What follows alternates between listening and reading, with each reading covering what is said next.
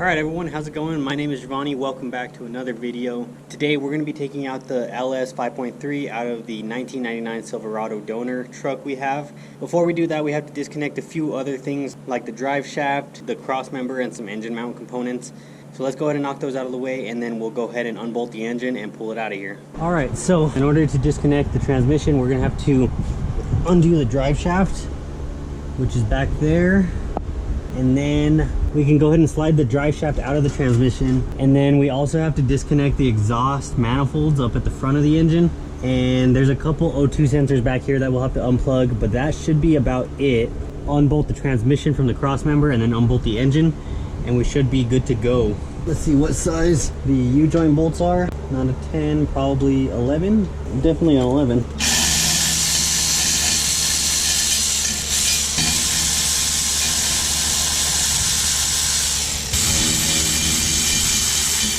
Alright, this one I might just have to get a wrench on. Okay, that's all the U-joints. So we can pry it off, and it should just slip out of the transmission. Actually, I just realized something. This is a two-piece drive shaft.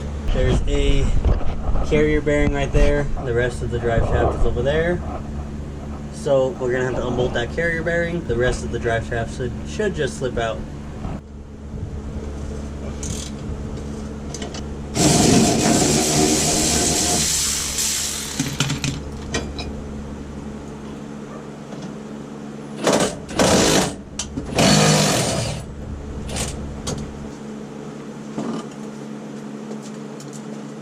Now I'm going to go ahead and drop the center bearing.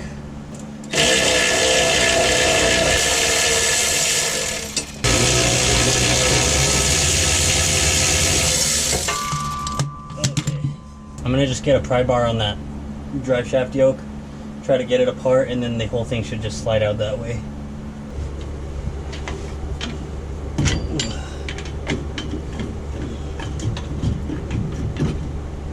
Okay. The drive shaft. If I just pull straight back, it should just fall out of the transmission. Oh, that part fell out. So there's one piece.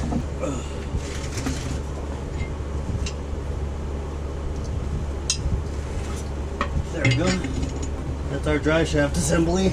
And then, so once you take your drive shaft slip yoke out, when you tilt the transmission, a bunch of fluid's gonna come out. So what I do is just grab a rubber glove like this. Doesn't always work, but it helps stop some of that fluid from coming out. To wrap it up as tight as you can, take a zip tie and just put it on there. You'll still lose some fluid, but at least it'll end up like in the fingers of the glove instead of all over your floor. Next thing on the list is going to be to unbolt the transmission from the cross member, and then we'll go ahead and just drop the cross member so that way it's out of the way and the transmission can slide freely. So it's actually just that bolt right there. That one should just unbolt the transmission mount, and then we could just drop the cross member out of the way so the transmission has a clear path to pull out with the rest of the engine that way. It's really just these two bolts and then two more bolts on the other side. So we should be able to just pop them off and then punch these bolts out.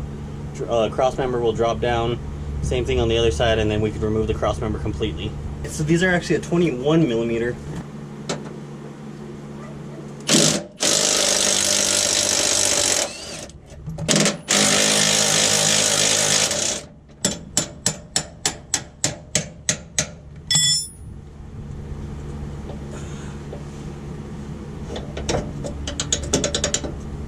There we go. You can see I can probably pry it down. There you go, you can see it moving. Just have to do the other side, then the cross member is completely out. As of right now, I should be able to just get a wrench or a pry bar or something in here. And the whole cross member should just drop down. And we still have that plugged in, so I'll get that out. There we go. So now it's time to disconnect the collectors from the exhaust. And there's three 15 millimeter bolts. These things are usually a huge pain, especially if you live in like a rustier area. They're going to be really hard to take off. You're going to have to use an impact, and chances are they might still just break off. That one came out fairly easily. And there we go, there's the problem child right there, you can already tell. Actually, that one came off as well. Might be in for some luck here.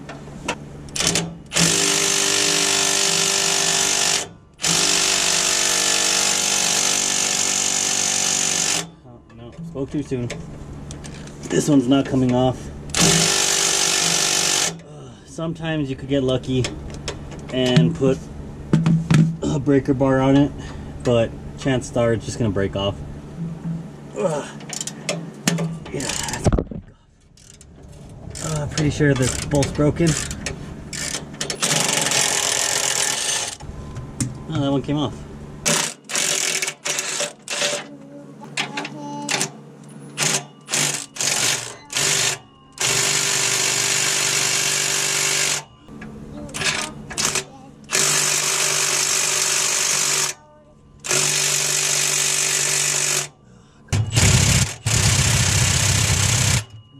That's not gonna work.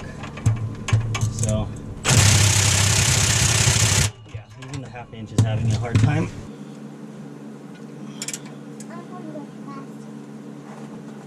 That thing's not coming off.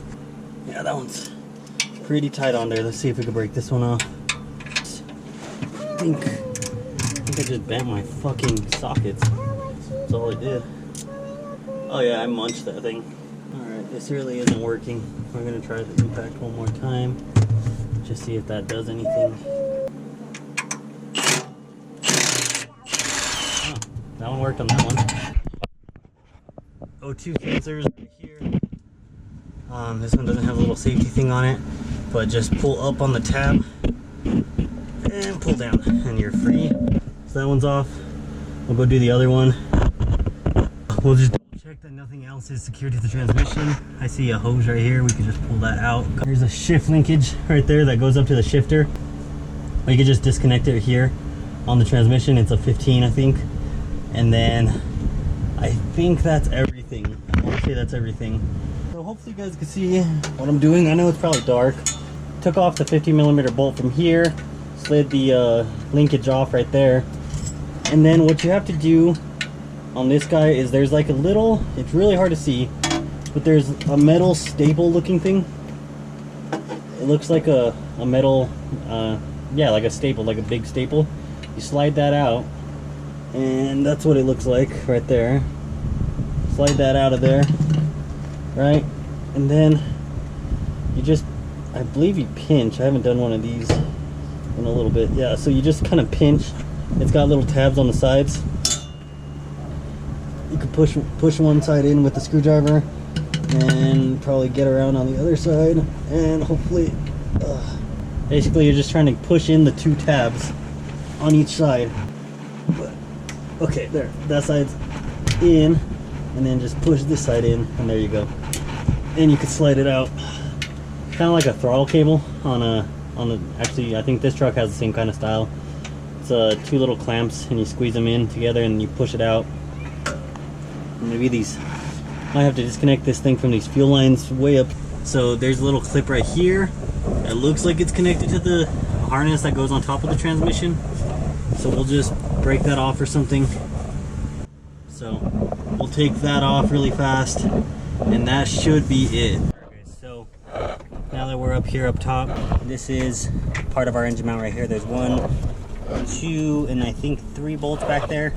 This side we can probably get to those bolts without having to move anything, but on this side we have the this is an older motor, so it has the EGR, the exhaust gas recirc. I think the plan of attack for this side, just so you guys can kind of see what's going on, make our lives easy, is remove this exhaust manifold, and that should clear up the view for our engine mounts, and then from there it's just a matter of unbolting it and pulling out the engine, hopefully. I need to remove the spark plug boots so I can take the manifolds off. I forgot I had bought these a while back when Pep Boys was closing, and let's see how well they work. I was able to do that one by hand, but let's try these out. Let's see how they work. They're just like OEM tool ones, just like the generic brand that most auto stores have. That actually does make things easier, surprisingly.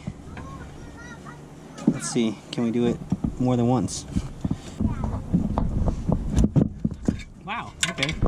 I actually do like these. These are actually very handy. I would recommend these.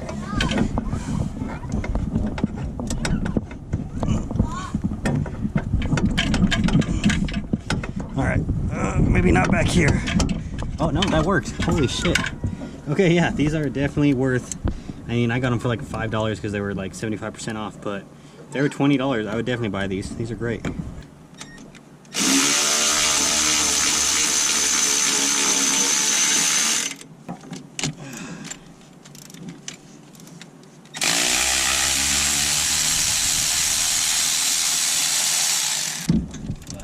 These all seem to be coming off fairly easily. No breakage so far.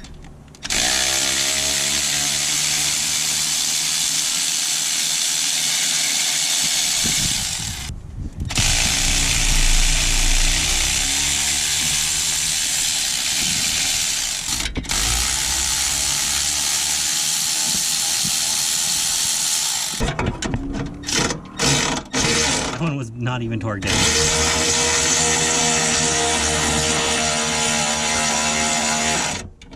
It's either halfway broken off already or it just came out. Except now my tool's stuck. Alright. There we go. I'm gonna just go for 1, 2, 3 bolts. I think that's it.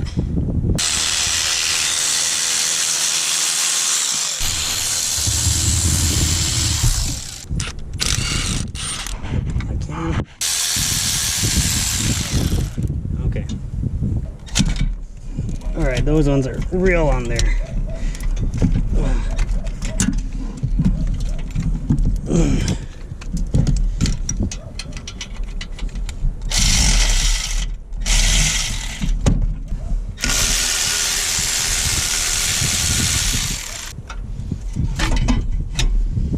Alright, there's our EGR, and let's see if we can wiggle the manifold out. Oh, last thing I need to do is remove the dipstick.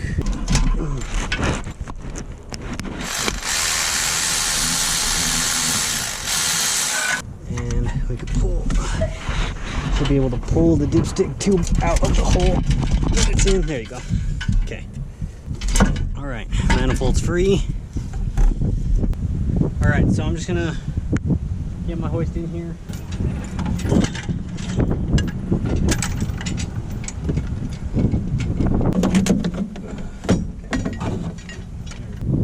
I forgot about the engine computer, so we'll go ahead and get that thrown onto the engine so we can pull everything out again.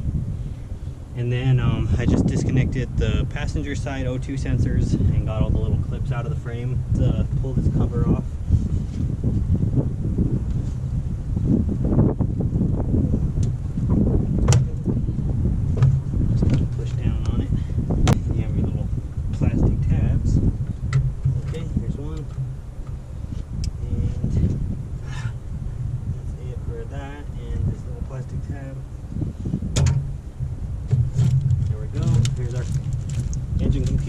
We can unplug it at this point, or we can just throw it on top of the engine.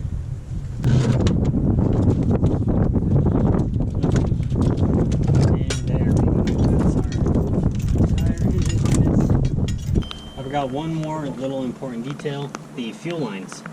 Those are kind of a crucial thing you don't want to forget. These actually, you have to have a fuel quick disconnect tool, but you basically just pry up on the little latch thingy and then stick your tool in there, and they'll pop right off. I'm going to show you guys how to disconnect the fuel lines real quick. Like I said, you'll need some fuel quick disconnects. These can be found at like any auto parts store will have them, or these ones are from Harbor Freight, I think. If you don't have these and you're in a bind, like maybe you're in the junkyard or something, any kind of hose clamp, a real small hose clamp, basically you're just going to hose clamp it onto the pipe itself and then shove it in there and pull the fuel hose against the hose clamp like this, and kind of like a pushing together motion, and it usually will pop them off. Worst case, you're at the junkyard or something, just cut them. But let's see, so there's that 3 ace. So there we go. And that should just, you push against it and it should pop off. There you go. Okay, that one's off. And then 5/16 down on the bottom with a plastic piece. And that should pull. Oh, there you go. Okay. And that's it for the fuel lines. Alright, so to make my life easier, I just disconnected the steering shaft. It's a 15 up top and an 11 on the bottom. That way I could just slide out of the way and reach those 3 bolts a lot easier.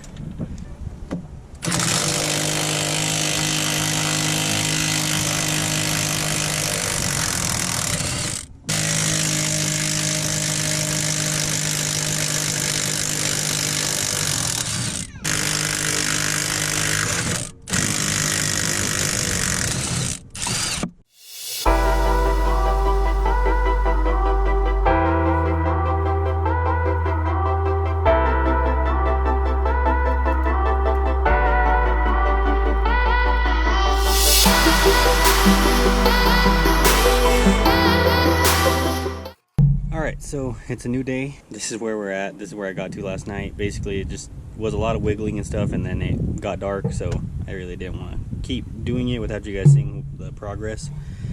But basically, it's pretty much out at this point. My big issue was that my hoist chain kept getting caught up on that hood cowl, and it was just preventing the engine from getting up enough to where the oil pan will clear.